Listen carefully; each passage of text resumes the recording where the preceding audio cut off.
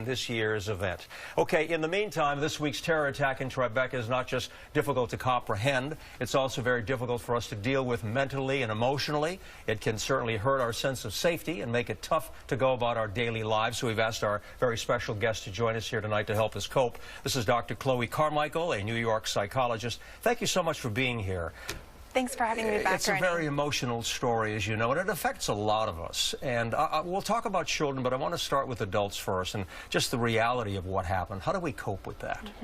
Well, Ernie, the way that we can cope with the anxiety and the anger and all the different things that this can make us feel is to understand what are the healthy actions that these feelings could be prompting us to take. For example, well, New York City is always encouraging us to get our go bags together, the little bag that has, you know, your flashlight, your change of clothes. For emergencies. Exactly, a little cash. So making sure that you have all of that put together can be very helpful. Also maybe prompting you to get together and talk with some friends, join a support group. There's a lot of different healthy self-care behaviors that this can make us take. Yeah, one of the things is, you know, worrying about yourself, worrying about your family, and that can be an issue, especially, you know, if you have children. And children, you know, have a different perspective, a different viewpoint. So let's talk about, you know, how do you explain to young children something like this?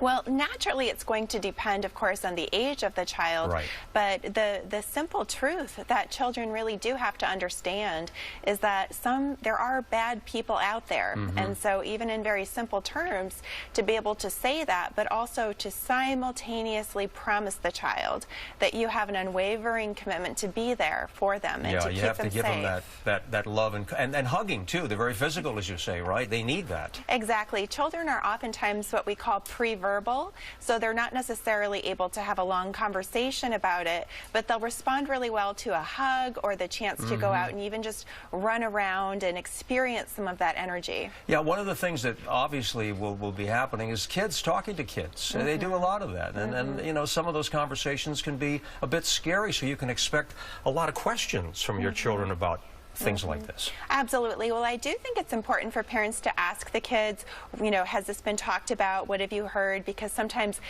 just like a rumor mill, what kids might say on a playground, the story can grow. But also teaching kids that this is a time when we can learn how to choose what we're going to focus on. So there are things that we can control and there are things that we cannot control. And teaching children what to focus on can be helpful. You mentioned support groups. That can be very helpful. There are some people that can just take a walk with a friend, or some people like to read a book or watch a movie or something that's uplifting and helps them to forget, if you will. Yeah. Absolutely. Once you've done those steps and you've done all the things that get in your go bag and everything else that you're supposed to do, then absolutely a good book or a movie can be a really good way to just cue yourself to go focus on something else for a little while and unwind. Yeah. Bottom line, in a nutshell, what should we be doing?